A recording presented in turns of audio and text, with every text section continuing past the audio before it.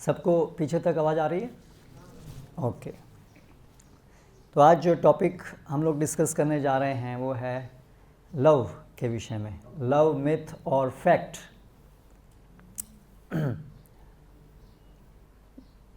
तो बहुचर्चित विषय है love. Finding difficulty to sit, you want to sit on the chair? Okay.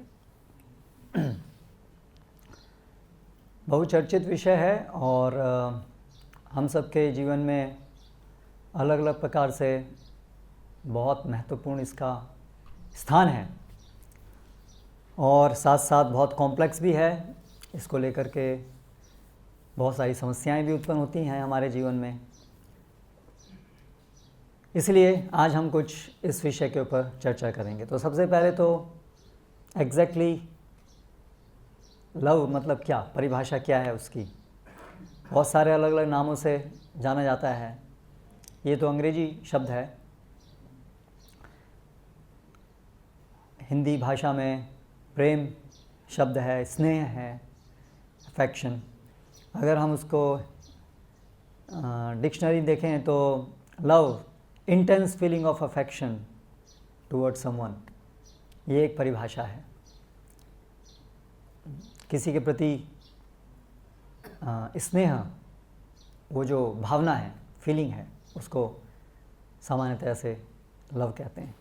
दूसरी है किसी भी चीज़ से कुछ प्लेजर डिराइव करना, वो जो प्लेजर हम डिराइव करते हैं उसको भी लव कहते हैं। तो इसलिए सामान्यतः से एक्सप्रेशंस हम सुनते हैं, आई लव आइसक्रीम, मीन्स मैं आइसक्रीम खाने से I derive lot of pleasure, so I love ice cream. I love driving, driving से I derive lot of pleasure. So basically love, प्रेम से जो इंगित है वो है एक सुख की अनुभूति किसी विषय से, किसी क्रिया से या किसी व्यक्ति से। जब हमें सुख की अनुभूति होती है उसको हम प्रेम, लव, स्नेह अलग अलग शब्दों के द्वारा व्यक्त करते हैं, लेकिन उसका एसेंस ये है, डिराइविंग प्लेजर फ्रॉम समथिंग और समबडी।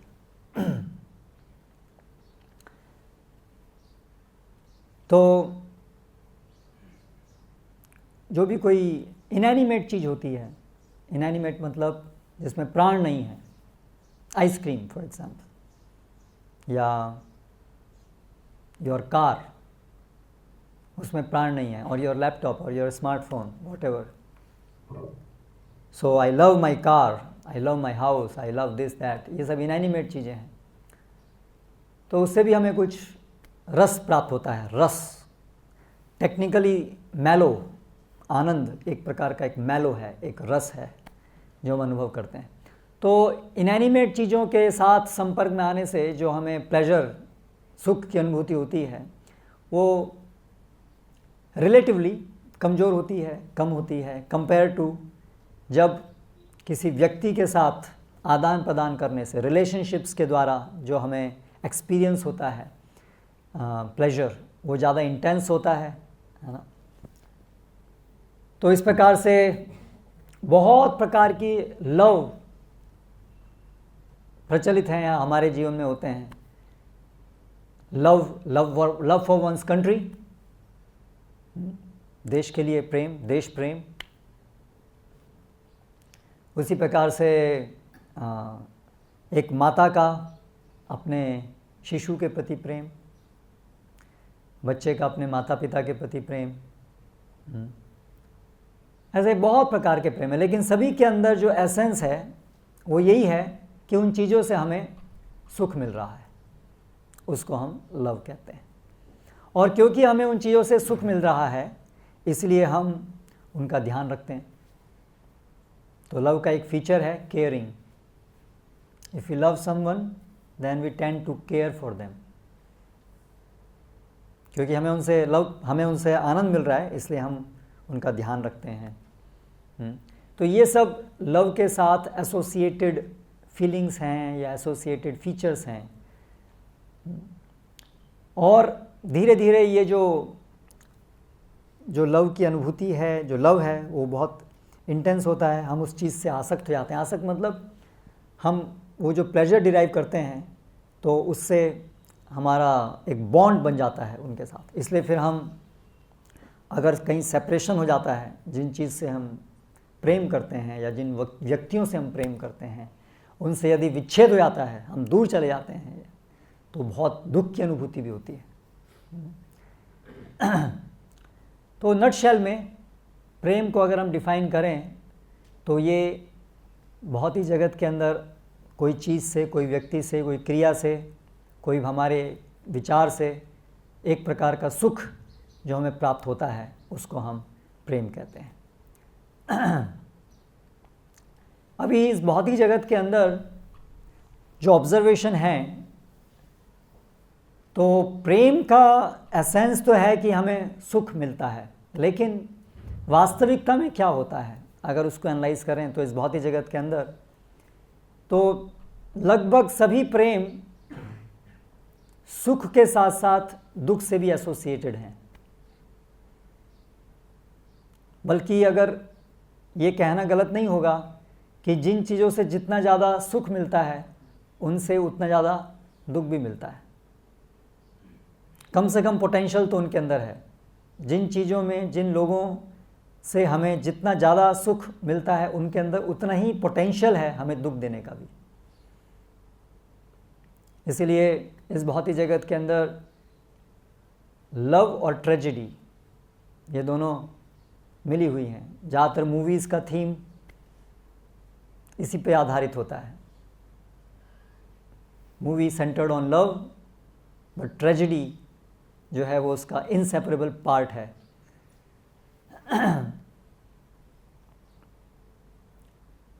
क्यों ऐसा होता है? क्योंकि जिन चीज़ों को भी हम प्रेम करते हैं, जिन व्यक्तियों को हम प्रेम करते हैं, वो हमेशा तो हमारे साथ नहीं रहते हैं, क्योंकि ये मटेरियल वर्ल्ड का स्वभाव है। यहाँ कोई भी चीज़ परमानेंट नहीं है।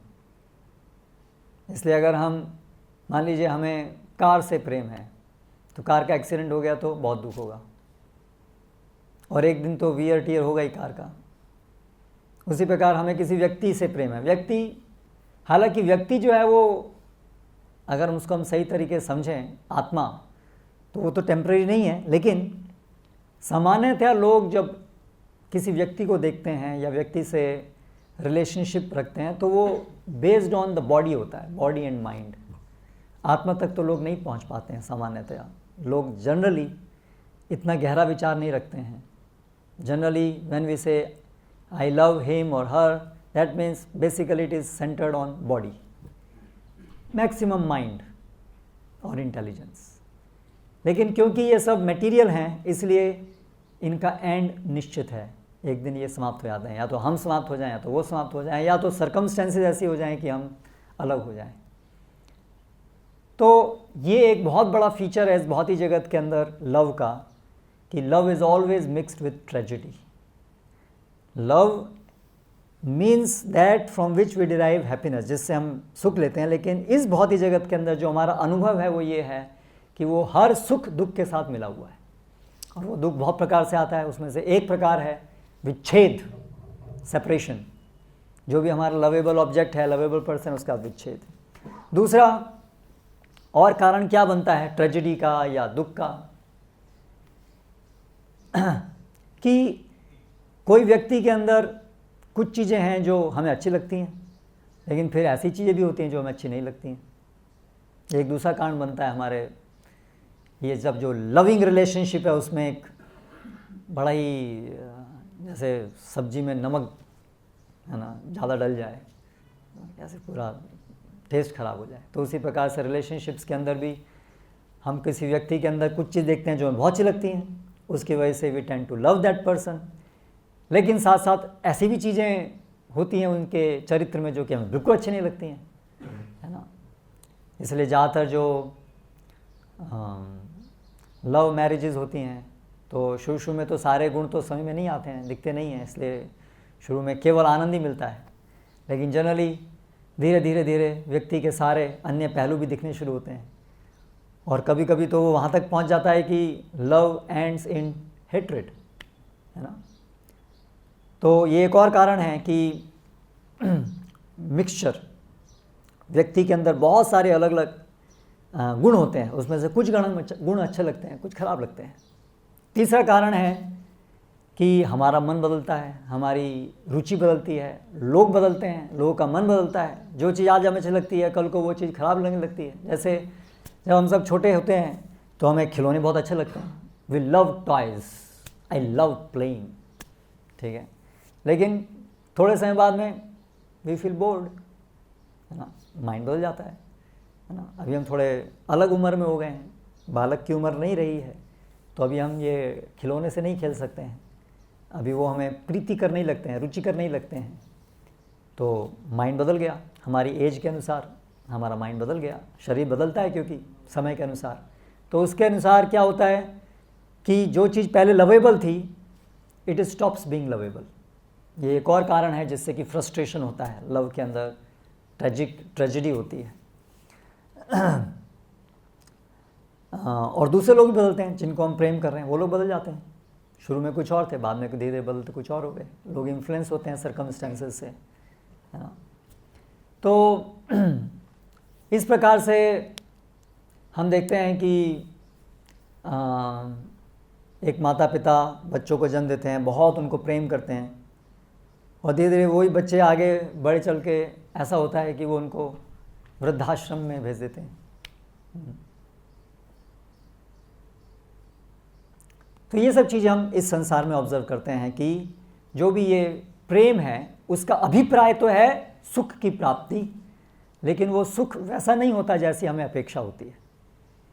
हम तो ये चाहते हैं कि हम लव प्रेम संबंध से हम चाहते हैं उसमें शुद्ध सुख प्राप्त हो जो हमेशा रहे, लेकिन ऐसा कभी होता नहीं है इस भौतिक जगत में।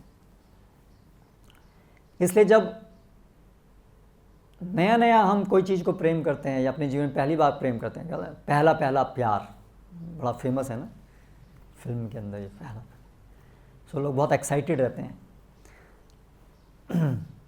बहुत उत्साही रहते हैं। हाँ, लगता है उनको जीवन में ये जो एक्सपीरियंस होता है वो इतना इंटेंस होता है कि उनको लगता है ये जीवन कितना अच्छा है, ये जो प्रेम है इससे इतना आनंद मिल रहा है, और बहुत प्रॉमिसिंग लगता है। ये ऐसा लगता है कि ये पूरा जीवन ऐसे ही चलता रहेगा और जीवन जन जन्मांतर ऐसे ही चलता रहेगा। तो हम बहुत सारे ख्वाब देखते हैं, बहुत सारे ड्रीम्स देखते हैं, और हमें बहुत उत्साह होता है कि कितना अच्छा है, सब कुछ इतना सुंदर लगता है, पूरा जगत इतना, क्योंकि वो प्रेम वहाँ मिलता है। लेकिन ज़्यादा टाइम नहीं लगता है फिर उसमें ठोकर खाने में। फिर लाठी पड़ती है, लात घूसे पड़ते हैं सब। उसके बाद धीरे धीरे फिर हम लोग सोबर हो जाते हैं, फिर हमें लगता है भी एक लेसन सीखा हमने। पहला पहला प्यार जो है वो लगा, लेकिन अभी ठोकर खाने के बाद फिर थोड़ा बुद्धि ठिकाने आती है कि भाई डोंट रश, हाँ थोड़ा धीरे धीरे चलना है। फिर सेकंड लव करते हैं, करेक्ट। आजकल के उसमें बड़ा कॉमन है ये चीज़, लेकिन अभी थोड़ा सा सावधान होकर चलते हैं क्योंकि पहले ठोकर खाए हुए हैं। और आजकल के तो बड़ा कॉमन है कि first love failed, second love expired और something happened, third love, fourth love. तो ऐसे करके आदमी धीरे धीरे धीरे धीरे व्यक्ति जो है अपने जीवन में इतनी ठोकरें खा चुका होता है कि कभी कभी तो आदमी ये ऐसी स्थिति में हो जाता है कि सबके प्रति उसको नफरत ही होती है, प्रेम करना ही बंद कर दें। मुझे I don't want to love anyone, इतनी ठोकरें खा चुका हूँ कि अभी किसी को प्रेम नहीं करना है। या तो ही स्टॉप्स लविंग पर्सन, किसी व्यक्ति के साथ मुझे कोई संबंध नहीं, I am happy with my dog.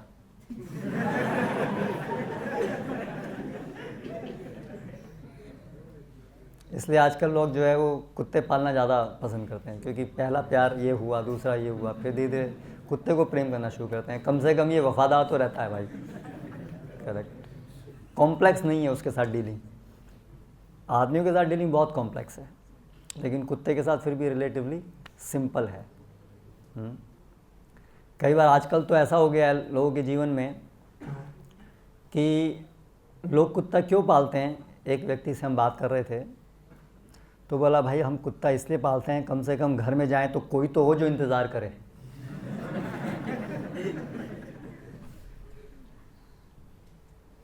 क्योंकि पत्नी का अपना जीवन है, अगर पत्नी है तो वो अपने किटी पार्टी में या कहीं अपनी लाइफ में बिज़ी है, बच्चे लोग अपने जीवन बिज़ी हैं। तो कोई भी व्यक्ति जब घर जाता है तो घर जाने का एक उद्देश्य होना चाहिए ना, घर क्यों जा रहा है। घर में कोई इंतज़ार कर रहा हो तो घर जाने की इच्छा करती है। अब घर में कोई इंतज़ार ही नहीं कर रहा तो लगता है घर में क्यों जाना है फिर। तो इसलिए कुत्ता पालते हैं, कम से कम ये तो आएगा दरवाजे पे पूछ हिलाता हुआ, ठीक है। तो इसलिए आजकल आप देखिए वेस्टर्न कंट्री में स्पेशली लोग कुत्ता पालते हैं, और आजकल इंडिया में भी अभी धीरे धीरे वो लोग कुत्ता पालते हैं, क्योंकि उनको भूख तो है, कोई प्रेम करे हमें, हम प्रेम करना चाहते हैं। तो इतने सारे आदमियों के साथ प्रेम करते करते फ्रस्ट्रेशन में आता है, तो फिर वो नेक्स्ट ऑप्शन कुत्ता। और फिर अभी तो उसके भी हम आगे चल गए हैं। अभी हम लोग गैजेट से प्रेम करते हैं। हमें कोई जीवंत व्यक्ति, हमें व्यक्ति के साथ प्रेम नहीं करना है, इतने फ्रस्ट्रेट हो चुके हैं हम लोग, इसलिए हम अपने गैजेट से प्रेम करते हैं। मैं और मेरा स्मार्टफोन, बस, और कोई नहीं चाहिए। क्योंकि स्मार्टफोन को आप अपने हिसाब से प्रोग्राम कर सकते हैं, है ना। वो स्मार्टफोन आप जैसे सुबह उठेंगे बोलेंगे how are you darling, how are you feeling today, आप बोलेगा वाह बढ़िया, कोई तो पूछता है ना। और आप उसको अपने आप प्रोग्राम कर सकते हैं, हर दिन पूछेगा ही पूछेगा। तो इसलिए आजकल लोग जो हैं गैजेट से प्रेम करना ज़्यादा पसंद करते हैं किसी जीवित व्यक्ति से। और आप देखिए धीरे धीरे यही हो रहा है, we surround our self with gadgets, है ना। लोगों के जीवन में इंटरपर्सनल रिलेशनशिप्स धीरे धीरे कम हैं, लोग डर रहे हैं आजकल तो रिलेशनशिप करने में भी। स्पेशली जो ऐसी रिलेशनशिप्स हैं जिसमें कि सेक्सुअल प्लेजर एक प्रोमिनेंट फीचर है रिलेशनशिप्स का, स्त्री पुरुष संबंध। और आजकल तो स्त्री पुरुष नहीं, पुरुष पुरुष में भी सेक्सुअल रिलेशनशिप एक इम्पॉर्टेंट क्राइटेरिया हो गया है। So what to do, where we are going we don't know. जानवर भी हमको देख के आश्चर्यचकित हैं।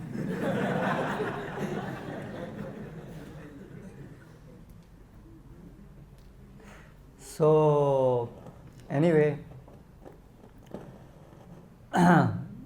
तो जहाँ पर ये सेक्सुअल रिलेशनशिप जो है वो सेक्सुअल प्लेजर रिलेशनशिप का एक प्रोमिनेंट फीचर है, वहाँ पर तो रिलेशनशिप और बहुत कॉम्प्लेक्स हो जाती है। और इस भौतिक जगत के अंदर ये जो सेक्सुअल एक्सपीरियंस है ये सब बहुत इंटेंस होता है।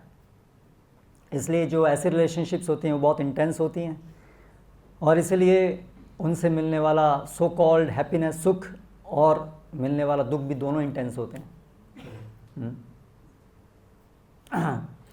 और विशेष रूप से जो प्रेजेंट डे मॉडर्न सोसाइटी है उसमें जिस प्रकार से हम देख रहे हैं, चल रहे हैं, जिसमें सेक्स को बहुत ज़्यादा प्रमोट किया जा रहा है, rather love is equated with sex. English भाषा में आप to make love means to have sex, इस तरह से हो गया है। Basically love means we derive pleasure, और आजकल लोग इतने ज़्यादा ग्रॉस लेवल पे आ गए हैं कि रिलेशनशिप्स में एकमात्र जो चीज़ रह गई है वो यही रह गया है, सेक्सुअल प्लेजर। इसीलिए धीरे धीरे आज की जो यूथ के बीच में जो प्रोमिनेंट कल्चर है उसको हुकअप कल्चर बोलते हैं। You have heard about it? पहले यूथ में कॉलेजेस के अंदर या स्कूल के अंदर, हमारे टाइम में कॉलेज के अंदर, आज स्कूल के अंदर भी, सो लड़के लड़कियां आपस में एक कोई इस विचार से एंटर होते थे रिलेशनशिप में कि विवाह करेंगे। That was normally the thought. लेकिन वर्तमान समय में विवाह से तो लोग डरते हैं भी। कौन कोर्ट कचहरी के चक्कर खाता फिरेगा, बड़ा प्रोमिनेंट फीचर हो गया है आजकल मैरिज का।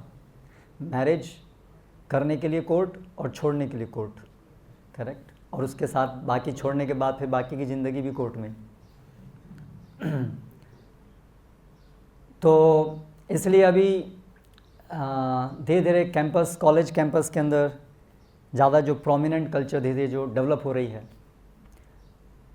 वो है हुकअप कल्चर, जिसके अंदर बॉयज़ एंड गर्ल्स वो उनका कोई विचार ही नहीं है कि वो कभी कमिटेड, एक दूसरे के प्रति कमिटेड लाइफ जिएंगे एज विद सम कमिटमेंट, जो कि विवाह का एक केंद्रीय फंक्शन है, to have some commitment towards each other, है ना। विवाह में कमिटमेंट होता है, लेकिन अभी लोग they don't want to commit to anyone anything, है ना। कमिटमेंट नहीं लेना चाहते हैं क्योंकि उससे फंस जाते हैं, इसलिए कमिटमेंट नहीं लेना है, केवल उसका एन्जॉयमेंट पार्ट लेना है, कमिटमेंट नहीं लेना है, इसलिए हुकअप कल्चर डेवलप हुई है। So live together for some time, enjoy company of each other and then bye bye. Next, third, fourth, America के अंदर जो हमारे गुरु हैं, अमेरिका हमारा गुरु है, हम लोग उसको फॉलो कर रहे हैं, करेक्ट। यानी कि जो अमेरिका में 10 साल पहले था, 20 साल पहले था, वो आज इंडिया में है, जो अमेरिका में आज है वो कल आने वाला है। तो अमेरिका के अंदर कॉमन है, कॉमन स्त्री पुरुषों के रिलेशनशिप्स जो होते हैं वो 6, 7, 10 कॉमन है। ये रेयर है, एक रिलेशनशिप होना बहुत रेयर है। मोर देन 3, 4 बहुत common, up to 10 very common. तो ये आज की आधुनिक कल्चर है जिसमें हम प्रवेश कर रहे हैं, और living in relationships, hookup culture, living in relationships.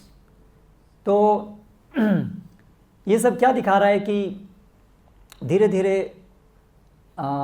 जो लव है वो प्राइमरीली सेक्सुअल प्लेजर से इक्वेट हो रहा है ना।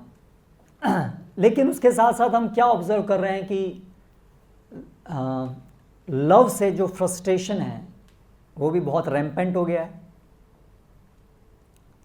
बहुत सारे सुसाइड्स यूथ के अंदर लव अफेयर्स के कारण होते हैं। सबसे बड़ा कारण एक तो है, एक बहुत बड़ा कारण तो यही है लव अफेयर्स, और दूसरा है जो हम चाहते हैं कुछ सिलेक्शन किसी जगह होना, वो नहीं होता है। स्टडीज़, करियर को लेकर के फ्रस्ट्रेशन, वो एक और बहुत बड़ा प्रोमिनेंट कारण है यूथ के अंदर सुसाइड करने का। तो इसलिए जैसे जैसे हम जो हैं वो ग्रॉस लेवल पर आ रहे हैं, लव को हम सेक्स से इक्वेट कर रहे हैं, तो उसी प्रकार से हम देख रहे हैं कि बहुत ज़्यादा दुख इस तथाकथित लव से लोग प्राप्त कर रहे हैं, एक प्रोमिनेंट फीचर होता जा रहा है। तो इस प्रकार से पहेली है ये, लव क्या है, ये पहेली है। साइकोलॉजिस्ट्स अपनी अपनी थ्योरी दे रहे हैं, और बेसिकली सभी थ्योरी का एंड रिजल्ट तो यही है, जितनी भी आधुनिक थ्योरी हैं ज़्यादातर, कि लव जो है वो हमारे जीवन का एक बहुत महत्वपूर्ण भाग है। We exist for love. आप सोचिए, ये जगत में जो भी कुछ हम करते हैं, जगत चल रहा है वो ये लव की वजह से ही चल रहा है। The desire to be happy, सुखी रहने की इच्छा, और हम ये विश्वास कि इन भौतिक जगत की चीज़ों से या भौतिक लेवल पर लोगों से आदान प्रदान करके हम सुखी हो जाएंगे, इस आशा और इस इच्छा के कारण ही हम पूरा जीवन जो भी करते हैं इसी के कारण तो करते हैं। कोई भी हमारा मोटिवेशन क्या है, मोटिवेशन अल्टीमेटली कहाँ से आ रहा है हमको? Love is the motivating factor behind all our activities, अगर आप एनालाइज करें तो। इसलिए life without love does not exist. इसलिए जब लोग अपने प्रेम करने के सारे प्रयासों में विफल होते रहते हैं, और जब उनको कोई आशा उनकी शेष नहीं रह जाती है,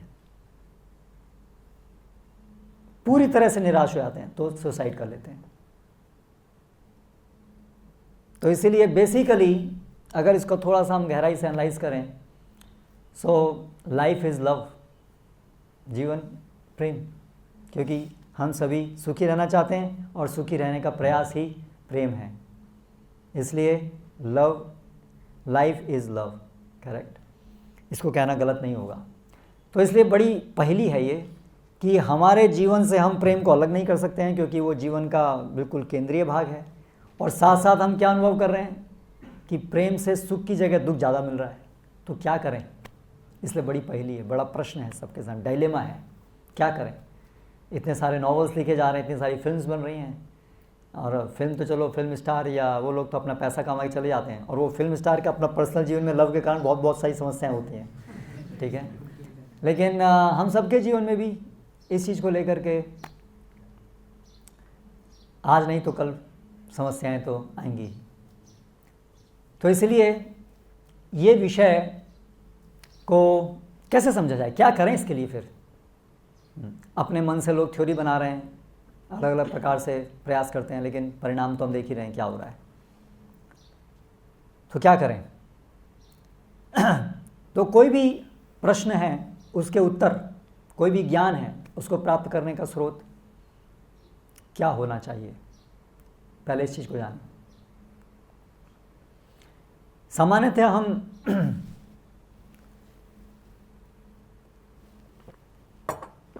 कोई भी चीज़ को समझने का प्रयास कैसे करते हैं?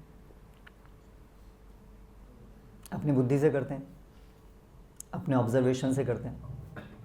लेकिन आप थोड़ा सा विचार कीजिए, हमारी सभी इंद्रियां अपूर्ण हैं, हमारी जो रीजनिंग पावर है, सोचने की शक्ति, तर्क, वो हमारी इंद्रियों पे ही तो डिपेंडेंट है।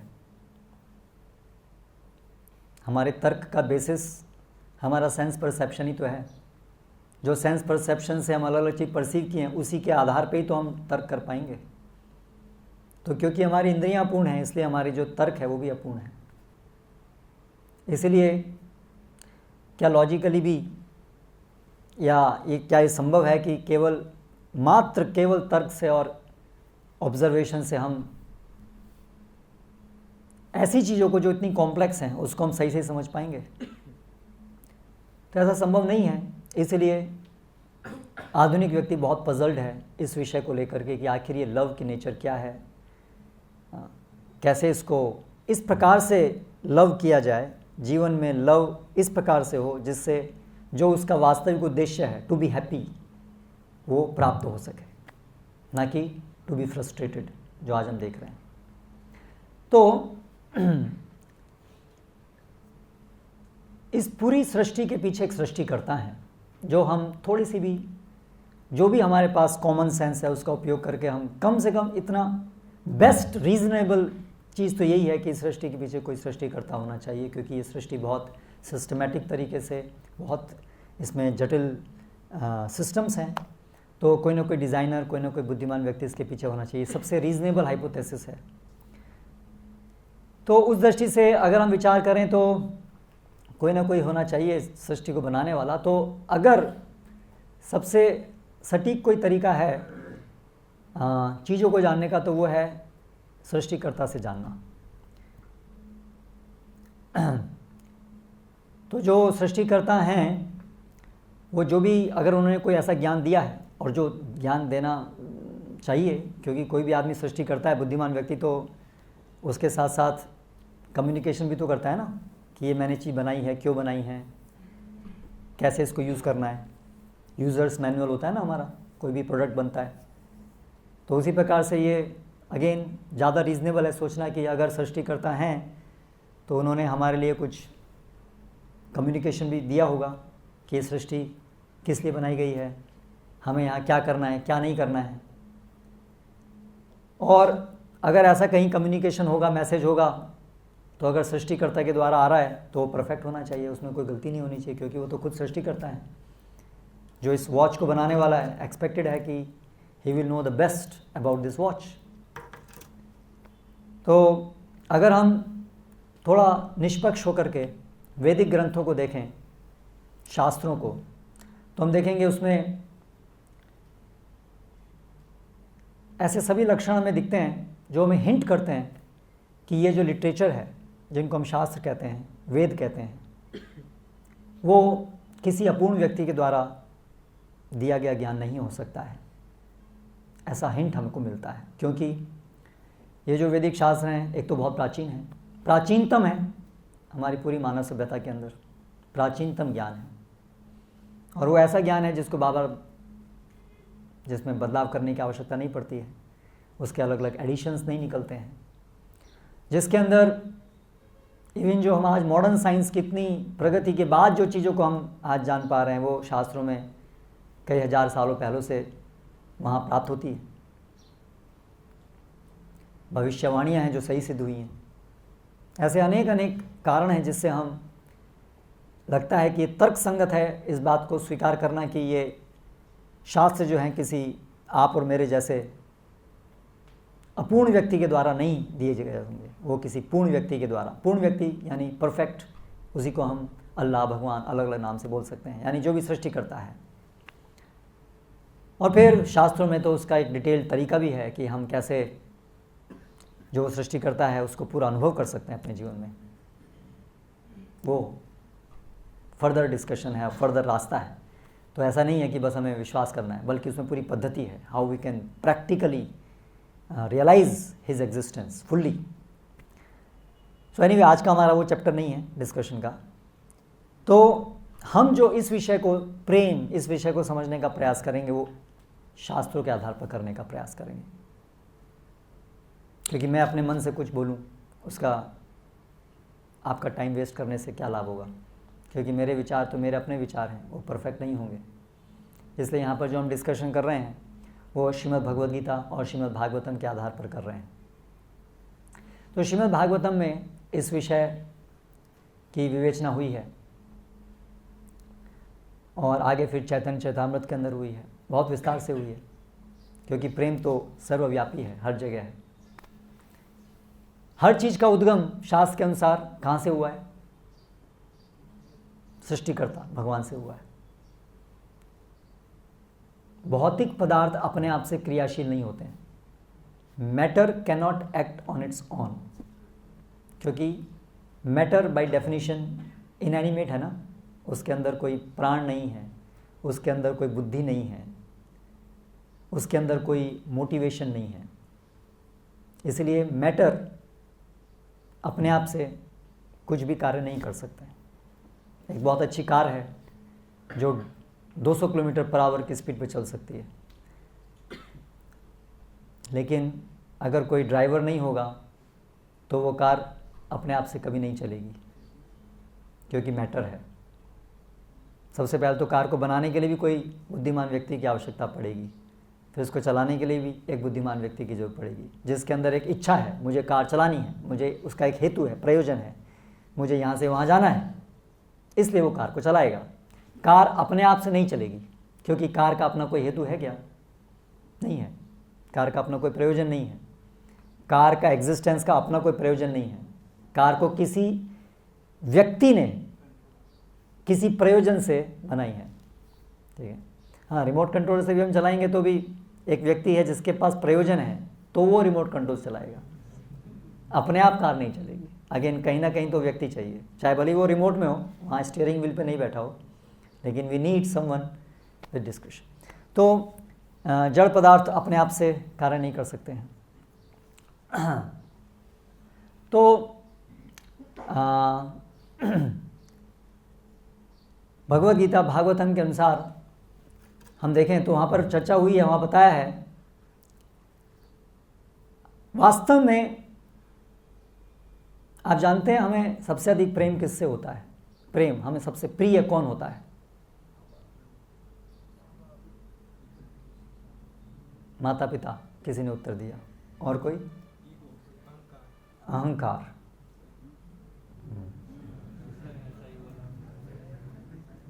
और कोई? जो हमारी सारी इच्छा पूर्ण करे।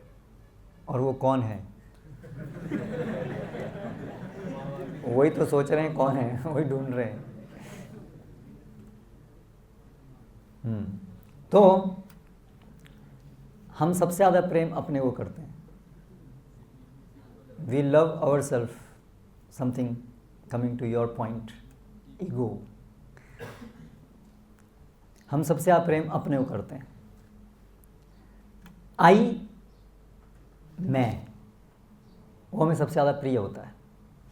संसार में अन्य चीज़ों के प्रति जो प्रेम है, अफेक्शन है, वो इसलिए होता है क्योंकि उसका संबंध मुझसे होता है।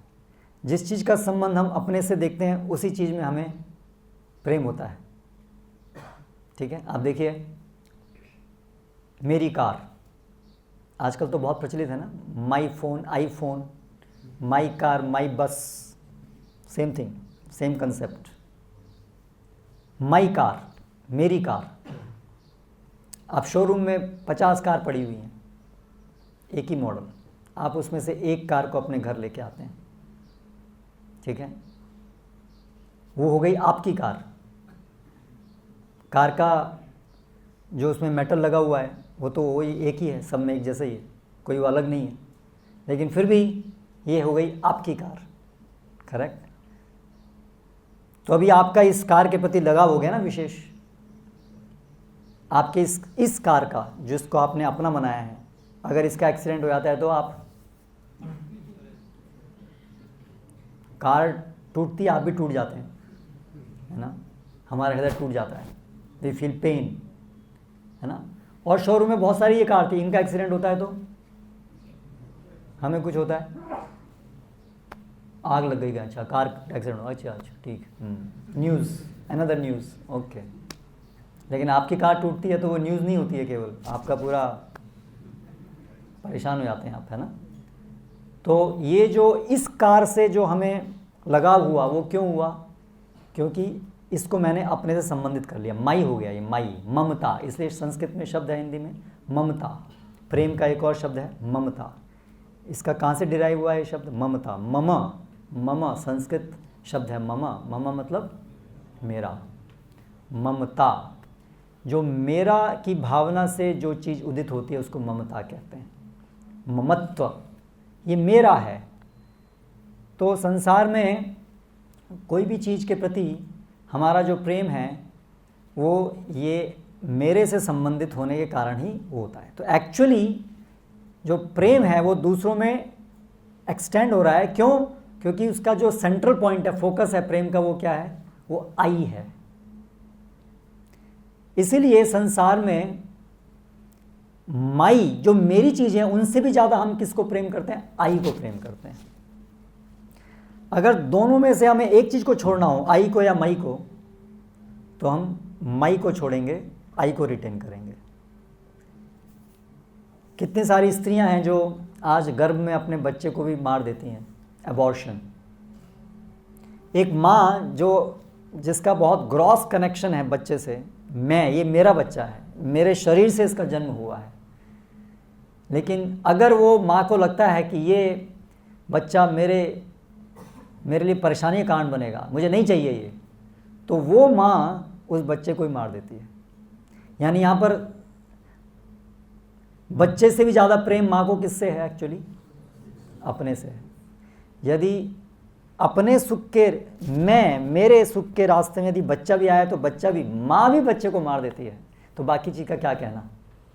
यदि आप कार में जा रहे हैं, आपको कार से बहुत प्रेम है, पर अगर कार में आग लग जाए और आपको पता चला अगर मुझे कार में आग लगी, मुझे बचना है तो मुझे भागना होगा, तो आप क्या करेंगे, कार गई भाड़ में। वो कार जो आपको बहुत अच्छी थी, प्रेम था, लेकिन जब आपको दोनों में से एक चीज़ चुननी होगी तो आप किसे चुनेंगे, खुद को चुनेंगे। तो फिर हम ऐसा भी अनुभव करते हैं, कई बार लोग अपने को भी बलिदान कर देते हैं किसी दूसरी चीज़ के लिए। लोग देश के लिए अपना बलिदान देते हैं ना, देशभक्त, देश के लिए अपना बलिदान देते हैं, तो इसको क्या समझेंगे हम, मेरा देश, तो यहाँ तो देश के लिए मैंने अपने को मार दिया, तो क्या समझेंगे हम। अगर हम ये कह रहे हैं कि आई हर व्यक्ति के लिए, मैं, ईगो का मतलब क्या होता है, ईगो मतलब जिससे हम अपने को आइडेंटिफाई करते हैं। ये ईगो का मतलब है। मैं कौन हूँ, इसका जो उत्तर है that is called ego. Who am I. अहम, अहंकार। अहम संस्कृत शब्द है, अहम मतलब मैं। तो मैं, ये जो पहचान हम जो करते हैं उसको अहम बोलते हैं। तो एक व्यक्ति देश के लिए बलिदान देता है, क्यों? क्योंकि वो अपनी पहचान किससे कर रहा है?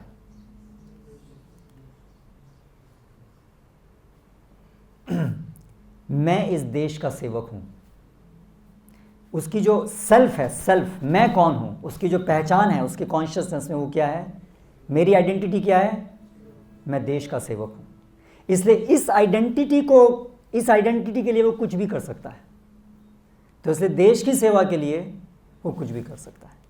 तो यहां पर भी जो उसने बलिदान दिया, शरीर का बलिदान दिया, ठीक है, ये शरीर उसका था, मई। अभी वो शरीर उसके लिए मई बन गया है, लेकिन वो कौन है? आई। उसकी आइडेंटिटी वो किससे कर रहा है?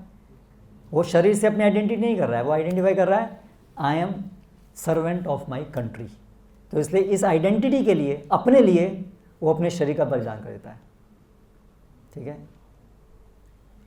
एक कम्युनिस्ट है, आपने सुना नाम स्टालिन का? तो उसका एक बार ऑपरेशन होना था, मेजर ऑपरेशन, पूरा पेट काट करके मेजर ऑपरेशन था।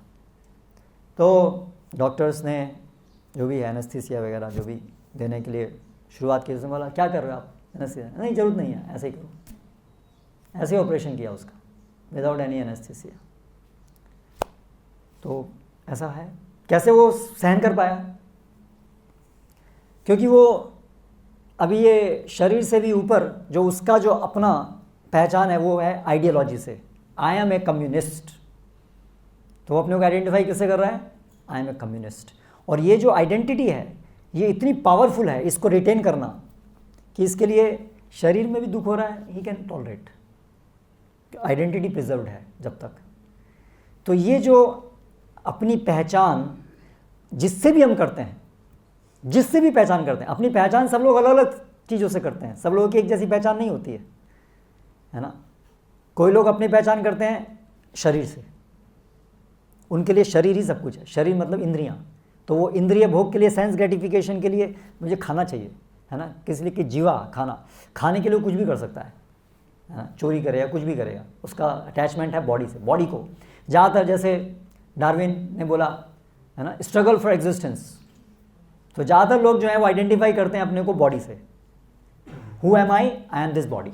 इसलिए बॉडी को, सेल्फ प्रिजर्वेशन, बॉडी का प्रिजर्वेशन लोगों के जीवन का सबसे बड़ा भाग होता है, main focus, self preservation. Correct. शरीर की रक्षा के लिए वो कुछ भी कर देंगे, और शरीर से संबंधित हर चीज़ उनकी है, उसकी रक्षा करेंगे। और दोनों में से एक चीज़ की रक्षा हो पाएगी तो शरीर की रक्षा करेंगे, शरीर के साथ जो भी है उसको छोड़ देंगे। तो ये एक लेवल है। फिर कई लोग अपने को आइडेंटिफाई करते हैं अलग अलग आइडियोलॉजी से। नेशनलिज्म ये एक आइडियोलॉजी है, कम्युनिज्म, है ना। तो आजकल बड़ा प्रचलित है ना, भारतीय देशभक्त आइडियोलॉजी। जब भारत का स्वतंत्रता संग्राम हो रहा था तब भी ये आइडियोलॉजी बहुत प्रोमिनेंट थी, और ऐसे कितने लोगों ने उस समय अपने को शहीद किया। आइडियोलॉजी। तो आइडेंटिफाई किससे कर रहे हैं अपने को? इस आइडियोलॉजी से। सो पॉइंट इज कि हम जिस चीज़ से अपने को आइडेंटिफाई करते हैं वो हो जाता है self. That is what I think I am, self. और वो हमें सबसे प्रिय होता है। ठीक है। फिर एक और लेवल है जिसमें हम अपने को आइडेंटिफाई करते हैं कि हम आत्मा हैं। ये एक और लेवल है, ये है स्पिरिचुअल लेवल। जब तक हम अपने को आइडेंटिफाई कर रहे हैं बॉडी से या कोई आइडियोलॉजी से, तो उसमें क्या हो रहा है कि हम अपने को गलत आइडेंटिफाई कर रहे हैं। इसलिए उसको कहते हैं फॉल्स ईगो।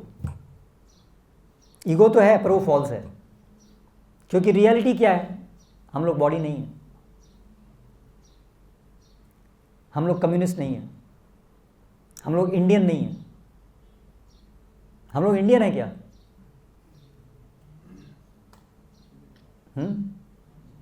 आज आप, हमारा जन्म इंडिया में है, कल को हमारा जन्म पाकिस्तान में भी हो सकता है ना, तो कल को हम बोलेंगे आई एम पाकिस्तानी।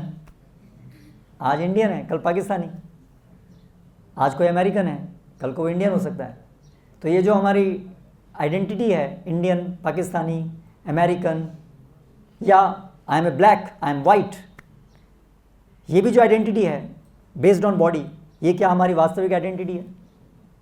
नहीं है ना? तो ये सोच, सारी जो लोग आइडेंटिटी क्रिएट करते हैं अपनी, सोचते हैं कि ये मैं हूं, वो मिस आइडेंटिफिकेशन है।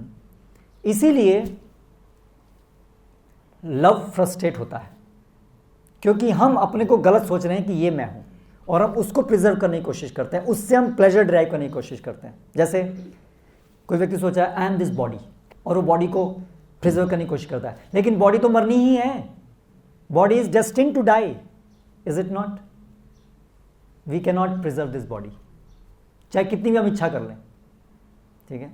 इसलिए पहले ग्रीस में लोग जो हैं वो शव को प्रिजर्व करते थे, कभी ना कभी ये जीवित हो जाएगा, ऐसी आशा से पिरामिड्स बने हुए हैं, करेक्ट? सो ऐसे हम आशा कर सकते हैं, लेकिन ऐसा होगा नहीं, करेक्ट? तो इसलिए अगर हम अपनी आइडेंटिटी को मिस आइडेंटिफाई अगर हम कर रहे हैं कि आई एम दिस बॉडी, और फिर बॉडी से हम प्लेजर डिराइव कर रहे हैं, बॉडी को प्रिजर्व कर रहे हैं, बॉडी का ध्यान रख रहे हैं, तो वो लव फ्रस्ट्रेट होगा ही होगा, because body is destined to die, decay, age, old age सब आएगा उसमें, ठीक है? तो इसलिए वो लव फ्रस्ट्रेशन का कारण बनेगा। उसी प्रकार से इस बॉडी के आधार पे आपने किसी और को लव किया, ये मेरा बच्चा है, ये मेरे माता पिता हैं, अगेन वहाँ प्रॉब्लम क्या है कि वो बॉडी के संबंध में है, आपकी बॉडी टेम्परेरी है, उनकी बॉडी टेम्परेरी है, और ये पूरा जो आपका लव था it was based on body relationship, और क्योंकि बॉडी टेम्परेरी है इसलिए वो जो लव है वो भी टेम्परेरी, वो भी फ्रस्ट्रेशन में बदल जाएगा, ठीक है? उसी प्रकार से आप किसी को लव करते हैं because she is very beautiful, ठीक है? तो अगेन वो जो आपका यस ब्यूटी खत्म हो जाएगी, क्योंकि ब्यूटी तो खत्म होनी है। Today's miss word is tomorrow's dead body, correct? और डेड बॉडी से पहले ओल्ड बॉडी, अगली बॉडी, करेक्ट? तो इसलिए फ्रस्ट्रेशन होना ही है। तो इसलिए हम क्या कर रहे हैं, एक तो हम अपनी जो अपने को मिस आइडेंटिफाई कर रहे हैं मटेरियल चीज़ से, और मैटर मतलब अनिश्चितता, अनित्यता, टेम्परेरीनेस, और अगलीनेस और इविल, सब चीज़ें उसमें आती हैं। उसकी वजह से हमारा फ्रस्ट्रेशन होना ही होना है, ये एक चीज़ पहले समझने की है। फिर ऐसे भी कुछ लोग हैं जो बहुत रेयर हैं, जो ये समझ पाते हैं डिस्क्रिमिनेशन से कि मैं I am not this body, I am not this mind, I am not this intelligence, I am beyond this. कभी आप लोगों ने इस बात पे विचार किया है? सामान्यतः लोग जो सोचते हैं हम बॉडी हैं, माइंड है, तो जब हम सो जाते हैं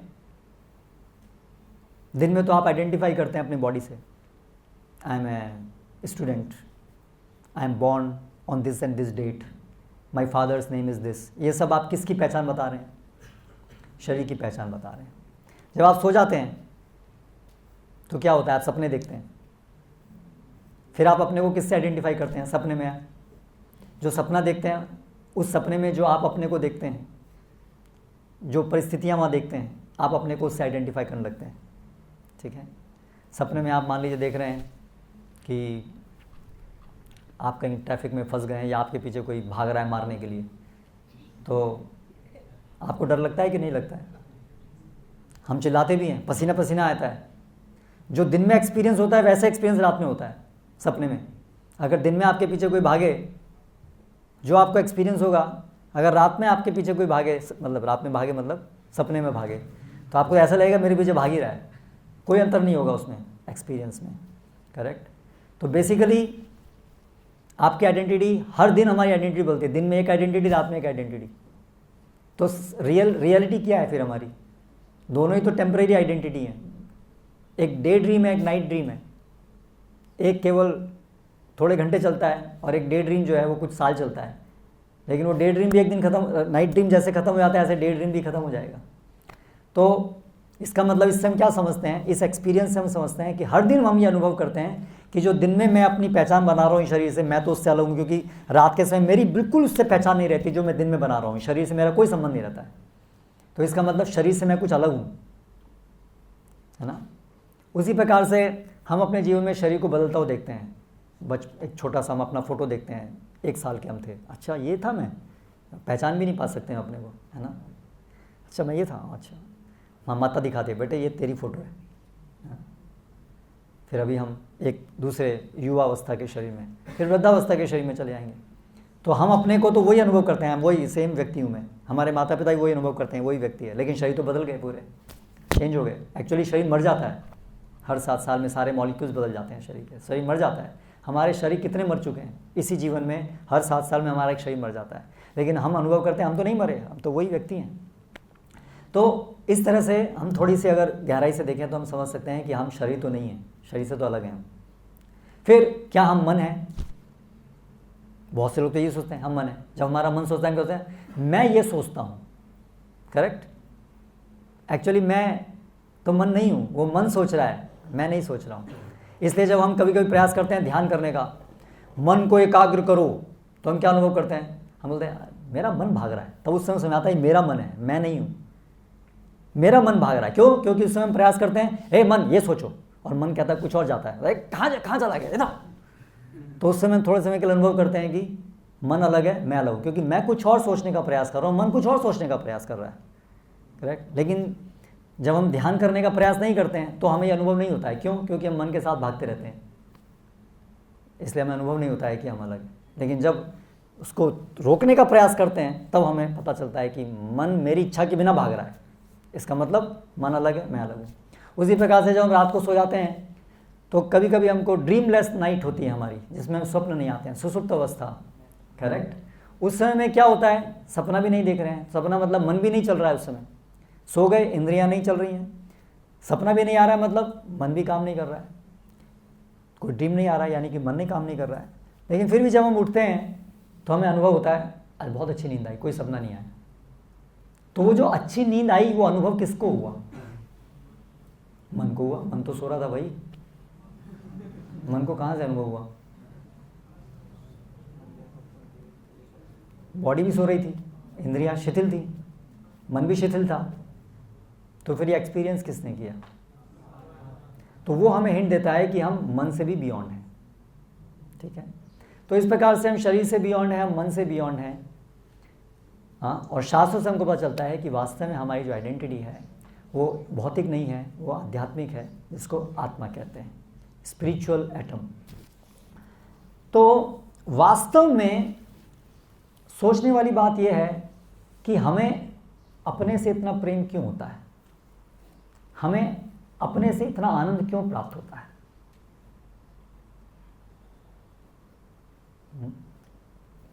हमें अपने से इतना आनंद क्यों प्राप्त होता है? तो आत्मा का स्वभाव है ये आनंद, आत्मा के अंदर आनंद है, ये उसका स्वाभाविक गुण है। हर एक चीज़ का एक स्वाभाविक गुण होता है ना। नमक नमकीन होता है, कोई भी सफ़ेद पाउडर अगर वो नमकीन नहीं है तो कम से कम निश्चित नमक तो नहीं है। अगर नमक है तो नमकीन होगा ही होगा। इसे कहते हैं कैरेक्टरिस्टिक फीचर, संवैधानिक गुण। उससे उसकी पहचान होती है उस सब्सटेंस की। उस गुण से उस सब्सटेंस को कभी अलग नहीं कर सकते हैं। जहाँ पर नमक है तो वो नमकीन होगा ही होगा, ठीक है। तो उसी प्रकार से आत्मा, कोई भी वस्तु होती है, उसके एक ऐसे गुण होते हैं जिसको हम बोलते हैं कॉन्स्टिट्यूशनल क्वालिटी, जो उससे कभी अलग नहीं की जा सकती। तो उसी प्रकार से आत्मा का गुण है आनंद, इसलिए वो उससे अलग नहीं किया जा सकता। इसलिए वास्तव में जो भी हम प्लेजर अनुभव करते हैं वो इसीलिए क्योंकि वास्तव में हम आत्मा हैं। इसीलिए भले ही हम अभी मिस आइडेंटिफाई कर रहे हैं अपने को शरीर से, इसलिए वो जो आनंद शरीर में प्राप्त कर रहे हैं या शरीर से संबंधित चीज़ों में कर रहे हैं, वो आनंद तो मिलता है लेकिन वो परफेक्ट नहीं होता है। लेकिन वो जो भी आनंद मिल रहा है इम्परफेक्ट, वो किस लिए मिल रहा है? क्योंकि वास्तव में हम आत्मा हैं इसलिए मिल रहा है। और आत्मा में आनंद क्यों है? क्योंकि आत्मा भगवान का अंश है। ममई वांशो जीवलोके जीवभूत सनातन।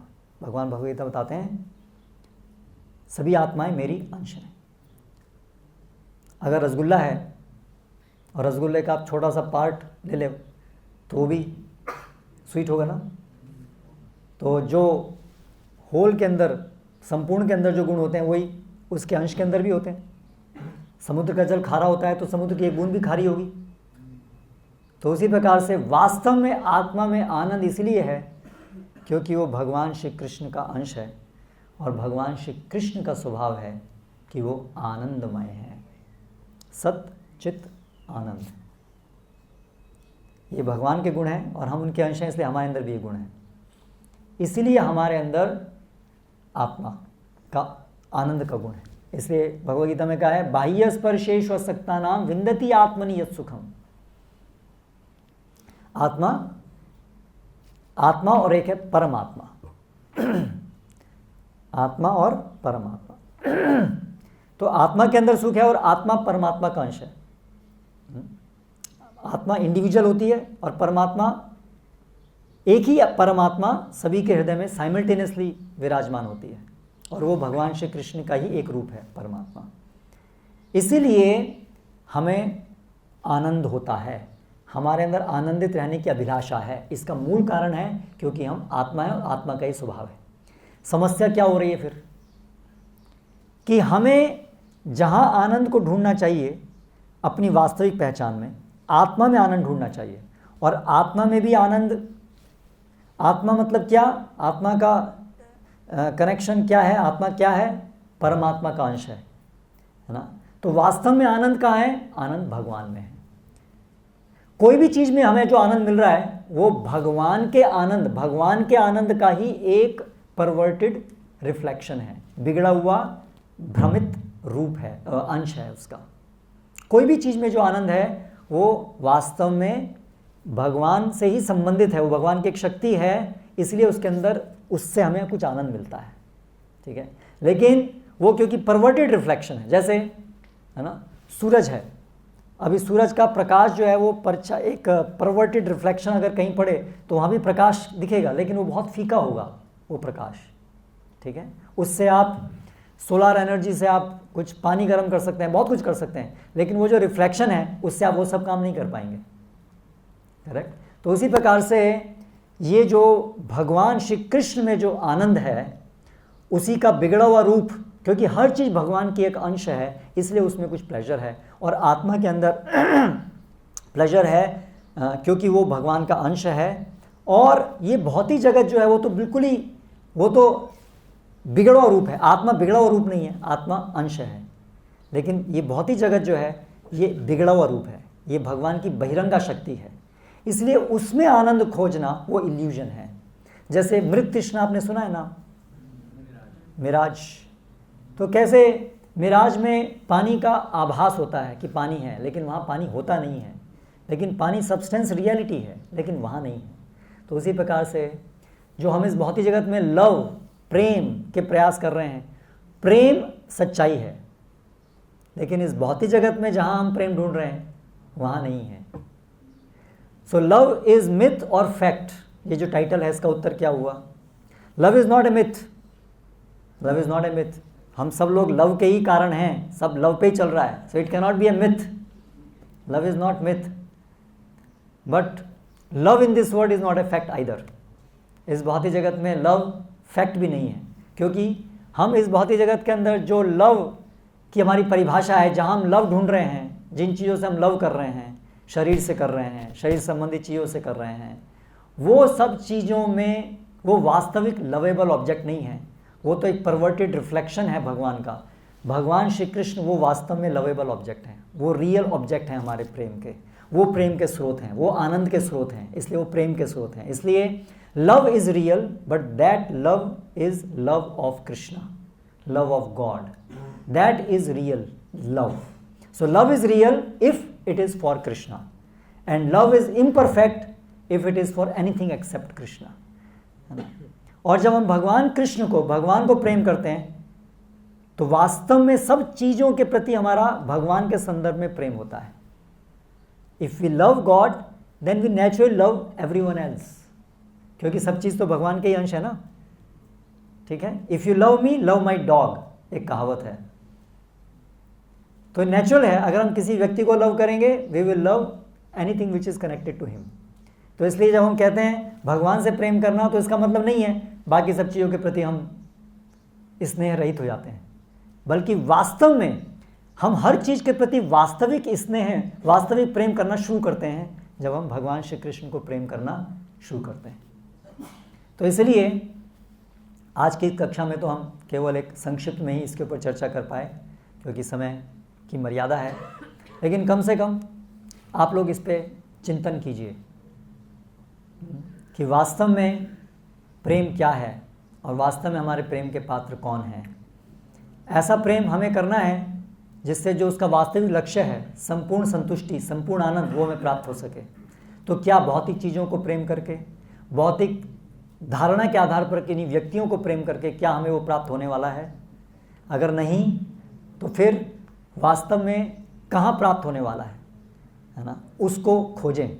और उसका उत्तर हमने दिया, शास्त्रों में वो दिया है उत्तर. ऐसा नहीं कि हम अपने प्रयास से खोजने में पूरा जिंदगी निकाल दें. उसका उत्तर वहाँ मिला है, केवल हमें अभी उसको समझना है और उसको एक्सपीरियंस करना है. ठीक है. उसके लिए ये प्रोग्राम्स हैं, ये भगवत गीता है, भागवतम है, इसी के लिए है. How to love God. What is the purpose of Bhagavad Gita? How to love God. मन मना भव मद भक्तो मद्याजी माम नमस्कुरु, है ना. भगवान भगवत में बताते हैं this is the essence of Bhagavad Gita. Krishna is inviting us, come. Love हमारे अंदर ऑलरेडी है भगवान का, वो कोई नई चीज़ नहीं है. हम तो भगवान के अंश है ना, नित्य. तो भगवान नित्य सिद्ध कृष्ण प्रेम असाध्य कबू न आए, इसलिए कहा गया है कि भगवान कृष्ण के प्रति प्रेम हम सबके अंदर ऑलरेडी है, लेकिन अभी क्या है, वो कवर्ड है, क्योंकि हम भगवान को भूल चुके हैं बहुत समय से. इसलिए हमें अपनी रिमेम्बरेंस को रिवाइव करना है. ठीक है. तो भगवत प्रेम प्राप्त नहीं करना है, भगवत प्रेम को उजागर करना है. वो ऑलरेडी हमारे अंदर है, उसको उजागर करना है. कैसे उजागर होता है भगवत प्रेम? उसकी विधि शास्त्रों में दी है. उस विधि का आरंभ होता है भगवान से संपर्क करके. भगवान के प्रति जो हमारा स्वाभाविक प्रेम है वो दोबारा जागृत हो जाता है. भगवान का संपर्क करने की सबसे आसान और सबसे प्रभावशाली विधि है भगवान के दिव्य नामों का श्रवण और कीर्तन करना. इसलिए हमारी सोसाइटी के अंदर हमेशा हमारा सेंट्रल पॉइंट क्या रहता है? हरे कृष्णा कृष्ण कृष्ण हरे हरे, हरे राम राम राम हरे हरे. पूरे संसार में हम लोगों को बोलते हैं हरे कृष्णा डिवोटीज, क्योंकि हमारे जीवन का हमारा सबसे इम्पॉर्टेंट पार्ट है टू रेगुलरली चैंट हरे कृष्णा. ये जो हरे कृष्णा ध्वनि है ये मटेरियल नहीं है, ये स्पिरिचुअल साउंड है, ये नॉन डिफरेंट है भगवान कृष्ण से.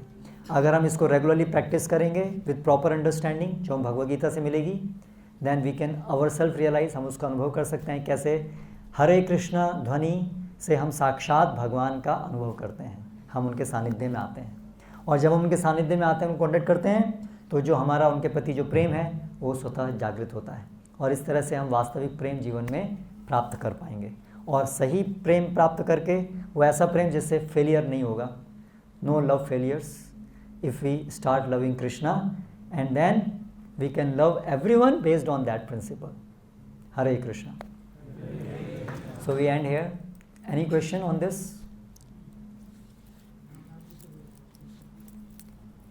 कोई प्रश्न है किसी का? Any doubt? Any challenge?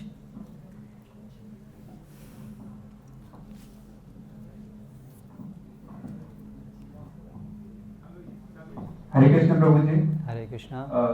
मेरा क्वेश्चन ये कि हर चीज के स्रोत भगवान कृष्ण है, तो फिर हमें मतलब आत्मा भी स्रोत कृष्ण जी है और मटेरियल लाइफ के भी स्रोत कृष्ण जी है, तो फिर हमें जो खुशी वो मटेरियल लाइफ से उतनी क्यों नहीं मिलती जो हमें कृष्ण जी से मिलती है? वो तो बादल का स्रोत कौन है?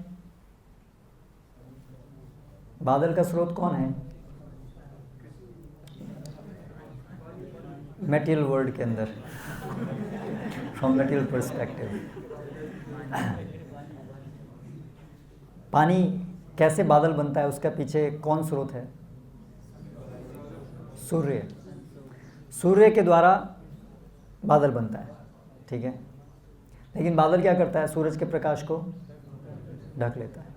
तो ऐसा नहीं है जिससे जिस चीज़ की उत्पत्ति होती है वो उसी के लिए कार्य करती है। तो ये भौतिक जगत भगवान से उत्पन्न है, लेकिन ये भौतिक जगत भगवान की बहिरंगा शक्ति है। ये भौतिक जगत भगवान उन लोगों के लिए बनाते हैं जो भगवान को भूलना चाहते हैं।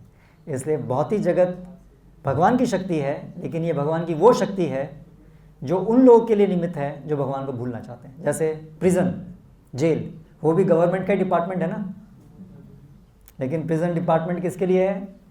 वो सिटीजन्स के लिए नहीं है, वो कैदियों के लिए, वो पनिशमेंट के लिए।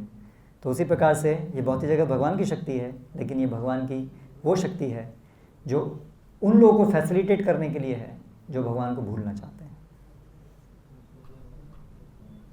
और कोई प्रश्न?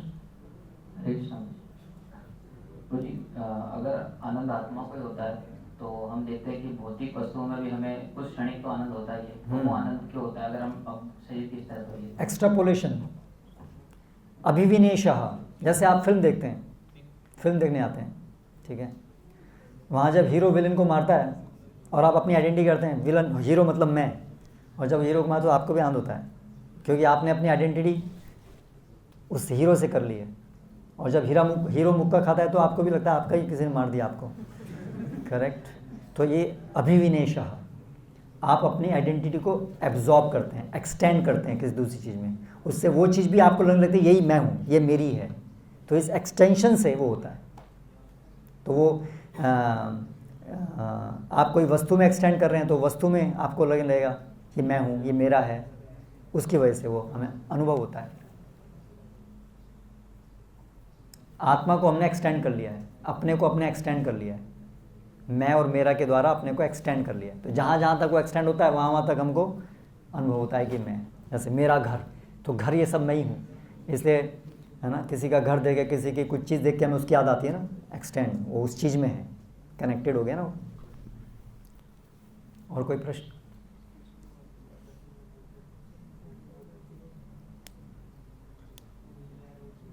कुछ प्रश्न है आपका? बोलिए, या उत्तर है?